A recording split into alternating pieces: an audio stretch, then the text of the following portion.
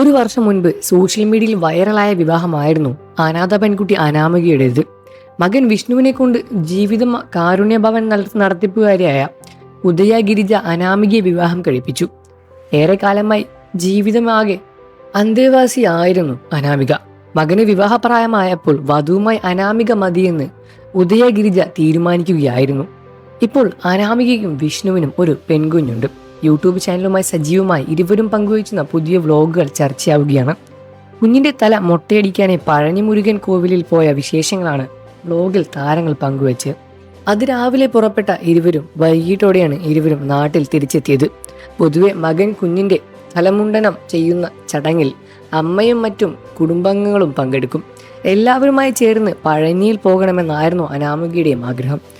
എന്നാൽ അത് നടന്നില്ല എന്ന് അനാമിക തന്നെ വ്ലോഗിൽ പറയുന്നു. ഞങ്ങളുടെ ജീവിതത്തിലെ ഒരു വലിയ ആഗ്രഹം നിറവേറ്റാൻ പോവുകയാണ്. പക്ഷെ ഇങ്ങനെയൊന്നും പോകണമെന്നായിരുന്നില്ല ആഗ്രഹിച്ചത് എന്നും അനാമിക പറഞ്ഞു. ഫാമിലിയുമായി സന്തോഷത്തോടെ ഒരുമിച്ച് പോയി വരണമെന്നായിരുന്നു ആഗ്രഹിച്ചത്. എന്നാൽ അതിന് സാധിച്ചില്ല. അതുകൊണ്ടാണ് ഞങ്ങൾ 3 പേരും മാത്രം ഈ യാത്ര പോകുന്നത് എന്നാണ് അനാമിക പറഞ്ഞത്.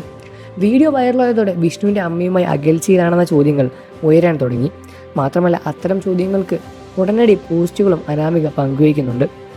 എൻ്റെ അമ്മ മരിച്ചു പോകാതിരുന്നുവെങ്കിൽ എന്ന് തോന്നുന്നു.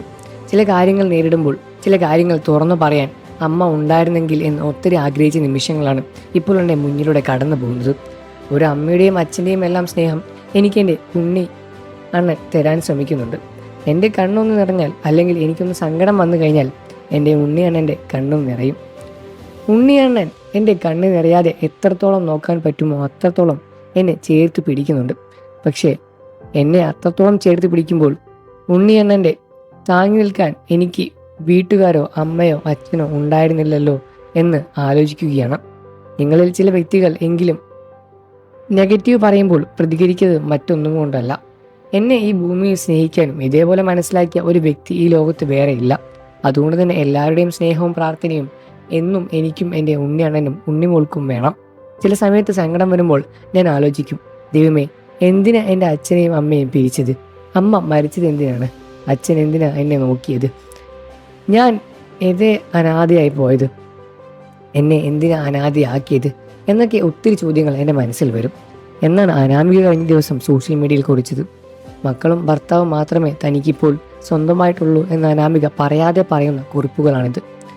ഭർത്താവിൻ്റെയും കുടുംബത്തിൻ്റെയും പിന്തുണ ഉപരി പഠനത്തിന് പോകാൻ ശ്രമിക്കാൻ ഫോളോവേഴ്സിൽ ഒരാൾ ഉപദേശിച്ചപ്പോൾ തനിക്ക് പിന്തുണ നൽകാൻ ഭർത്താവ് മാത്രമേ ഉള്ളൂ എന്നാണ് അനാമിക മറുപടി കമൻറ്റിൽ കുറിച്ചത്.